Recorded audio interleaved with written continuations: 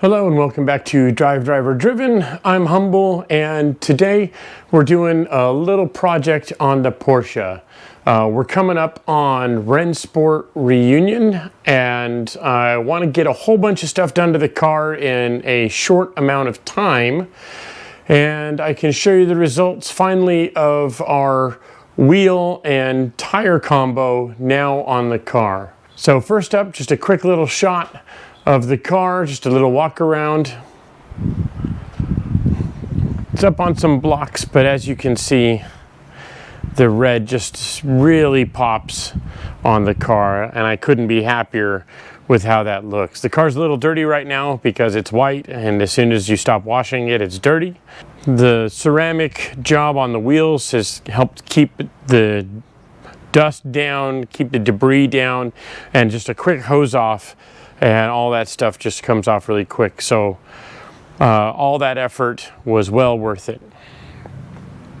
But on to today's job is we're swapping these spats out. So what these are is they go right under the bumper and right in front of the front wheels.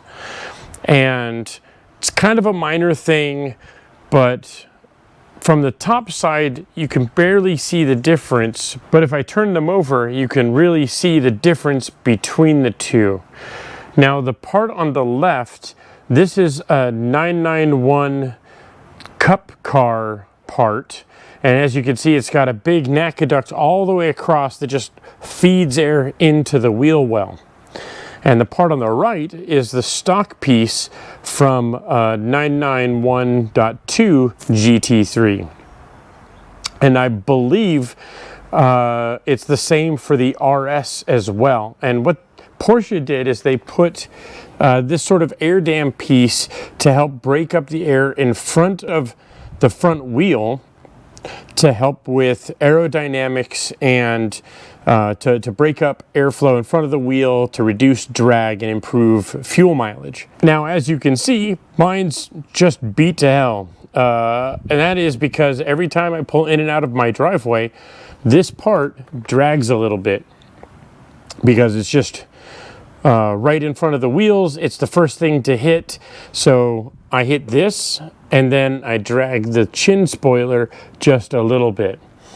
However, if you look on basically any regularly driven GT3, I'll bet you'll find that this part is pretty rough looking. So today's project is what we're doing is we're swapping these two parts, A, to see if we can keep this bit from dragging, and B, maybe add a little bit of downforce while we're at it. The tools you need for this project are a T25 bit. Step drill helps because you may have to relocate one of the holes. And then a countersink or a deburring tool to just take care of some plastic or some flashing that might still be around the holes or mold lines. And that's really it. There's not much to it. So it's going to be tricky to get the camera in there, but I can show you the piece that we're working on. So here we are diving under the car. Not much room to work, but you can see on the back here there's some screws to hold in this surface, and then underneath there's a handful around the perimeter as well.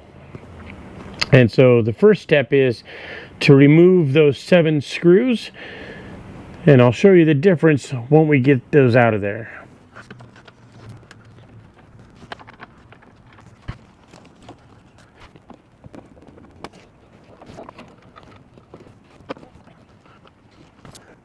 Okay, and once you have all the screws out, it just simply pops out the back and you can slide it out from under the car. Supervisor Kumo's here helping. All right, so a quick look at the two from the same side. Again, you can see that this part is just completely knackered. One thing of note is where this hole is located on the stock piece and then where it's located on the cup piece are slightly different. And that's because if you install this on an RS, I think this bolt location is just farther out by about an inch, give or take. And so on the other side, I had to re-drill a hole closer to the inside. And the way you do that is you put this piece in the car first, get everything lined up, and then mark where this hole is from the hole on the bumper. It's kind of difficult to show because of the tight quarters, but I'm going to get in there and measure it and mark it on this piece just by scoring it with my screwdriver, and then I'll pull it out so you can see the difference. All right, so we have our mark here. I don't know how much that shows up, but that's where our new hole is going to go. And it's just easy enough. It's just ABS plastic, so get the center.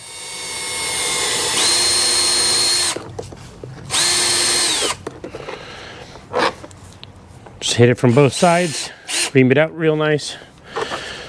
And then we have our new hole. But while you have the piece, you may notice that some of these guys might still have flashing in them, so you'll have to go in and clean them up. And now we're ready to put in the new part. One more quick tip to note is there are 3 holes on the back of the panel here, and there are 2 different types of screws. You'll notice this one here has a shoulder to it. I don't know how well that'll show up, but there's a slight shoulder, and this goes around the perimeter, and this one does not have a shoulder, and it goes in the back of the piece here. So now we'll go ahead and pop this in.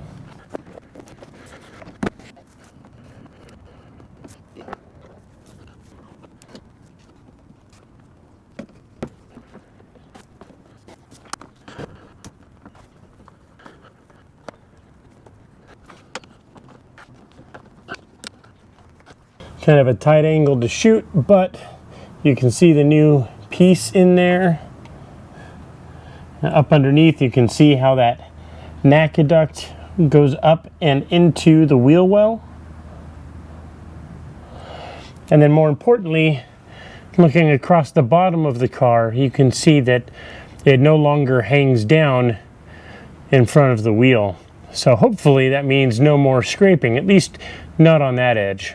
Quick and easy little project, nothing doing, minor improvement and replacing some wasted parts while we're at it. So the only thing left is to go out and take the Porsche for a spin.